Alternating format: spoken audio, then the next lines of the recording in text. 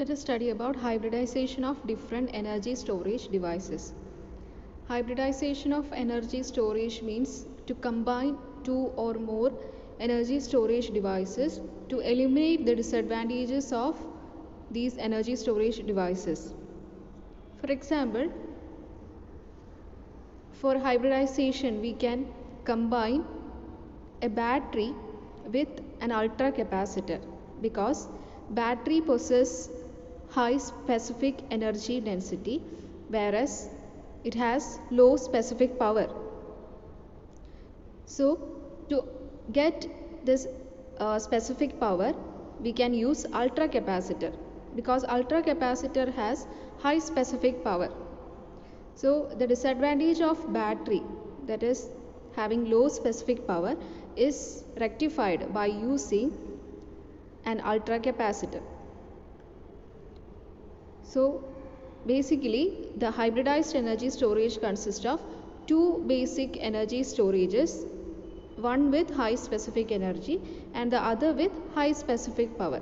So in case of battery has high specific energy and ultra capacitor has high specific power.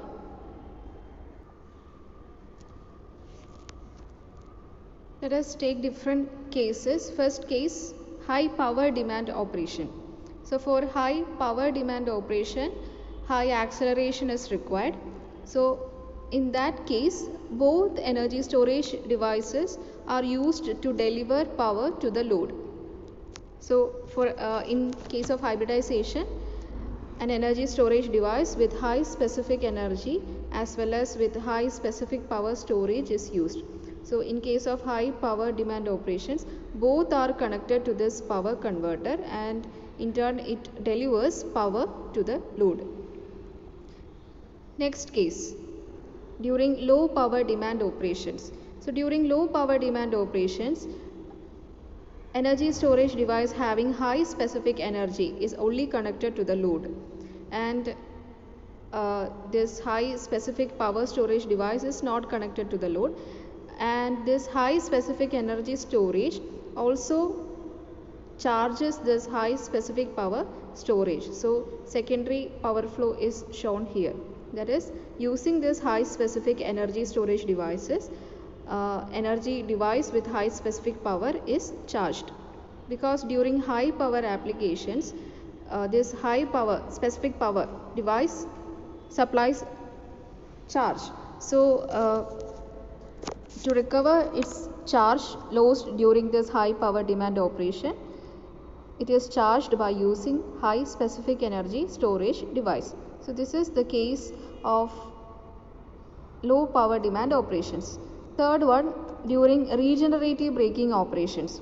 So during regenerative braking operation, the load supplies the energy storage devices. So the direction of arrow is backward, and in this case also the peak power is absorbed by this high specific power storage device and only a small share of this charge or energy is stored in this high specific energy storage device.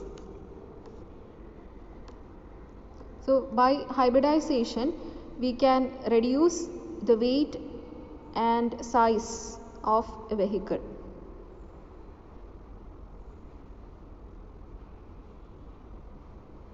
So based on the available technologies of various energy storages, there are several types of hybridization possible for EVs and hybrid electric vehicle.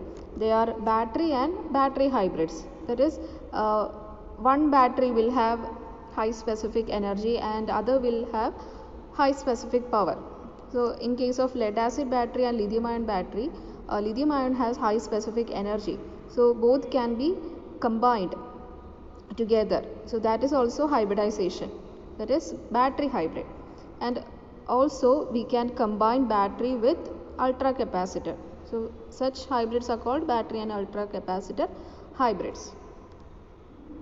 So as I said earlier, ultra capacitor offer high power and batteries offer high energy.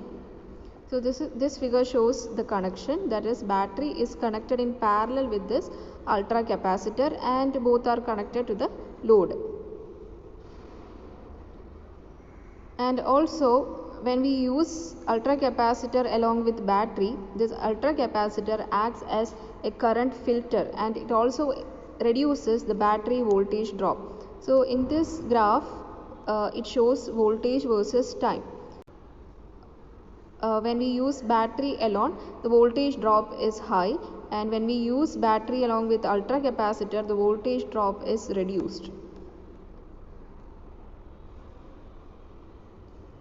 And the major disadvantage is that power flow cannot be actively controlled, and also the ultra capacitor energy cannot be fully used, because ultra capacitor is used in parallel with this battery. So the power capability of this ultra capacitor is not be completely extracted from this. So that is a major disadvantage, and also the control is very much difficult here. So this is hybridization, and in this configuration we can also use 2-quadrant DC to DC converter between this ultra capacitor and battery. So if we connect ultra capacitor then DC to DC converter battery, that is in between this ultra capacitor and battery a DC to DC converter is used, then we will get batteries and ultra capacitors with different voltage, that is we can operate this ultra capacitor and batteries with different voltage. So that is the advantage of using this DC to DC converter in between this ultra capacitor and battery. And also the power flow can also be controlled. So if we used this type of configuration, that is after ultra capacitor and battery a power converter is used here. So in this case the controlling session is very much difficult, but in this case the DC to DC converter is used after ultra capacitor. So here the power flow control is easy. That is all about hybridization of different energy storage devices. Thank you.